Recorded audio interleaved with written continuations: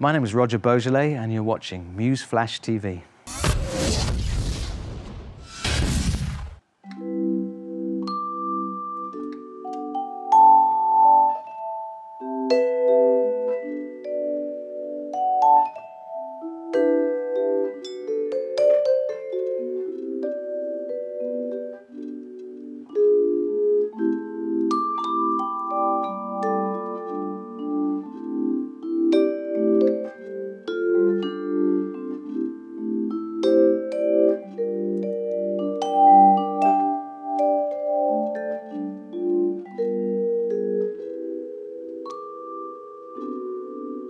We have these fans, if you like. These are resonating tubes here, and the fans send the air down the resonating tubes, and then it comes back up again. And so the sound you get is with a vibrato, which is why it's called a vibraphone. So there's the vibrato at the speed that I like it. I could have it really fast, or I could have it off. So these things all affect the sound. Well, in the jazz sense, this instrument's only been played, it's only been around since the mid-1920s. So it's fairly new compared to most instruments. The first person to actually make anything approaching music on it in jazz was Lionel Hampton, who was an amazing guy, a brilliant musician. It's only since the late 1950s, the early 1960s, that people have consistently been using two mallets in each hand. And that means that because of that, vibraphone players can now play as accompanists, if you like. The technique that I use is pretty similar to one developed by a guy called Gary Burton. And he developed the four-mallet technique that virtually all vibraphone players that use these days. The fact is that there are lots of different weights of mallets as well that you can use. The harder ones, you get much more of an attack and less of the sustain. These are quite soft, so you get more of the sustain and less of the attack. So, I mean, you know, if I hit it very quietly, but then I can wallop it.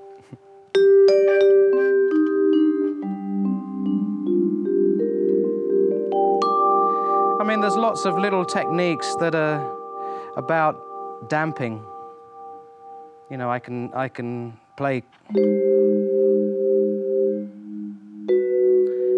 notes and then damp them, and then while I'm keeping others sustaining, which you can't really do on other instruments. With vibraphonic and my Latin band, I wasn't able to play acoustic vibraphone. I had to play electric or electronic vibes, which was good and useful and fun, but at the same time, I wanted to play this instrument. I mean, the pieces that I've played, or I've played for you today, are very ambient, and you can't get that kind of ambience with an electronic instrument.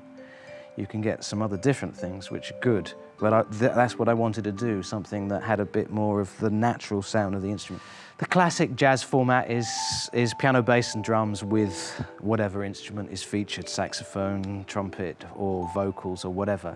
And for me, you know, sometimes I'm conscious that for a lot of people the vibraphone is a unique thing and an obscure thing, and for some people it's a bit much. It's very sweet, and it can be a bit too sweet sometimes. And I thought by having saxophone in there, it would actually give more variety. And so that was my intention with the quintet. In Africa, there are a lot of countries have their own version of a marimba, they call it, which is a wooden one. I mean, you know, this is the thing that people don't understand. They think it's a xylophone. Xylophones are wooden.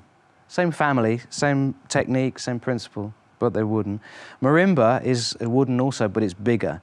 Well, in Africa, every country has its own version of a marimba, which has been built up over many, many centuries, and they have different scales and different pitches and different sizes. Some of them are 20 feet long, 15 to 20 feet long, and they have 3 or 4 people playing them simultaneously. And, you know, with what appears to be baseball bats, because they're just massive. Really, its roots like that as an instrument that's hit have been there for thousands of years. But in terms of the way this is set out, I mean, it's set out in terms of Western tuning, like a piano.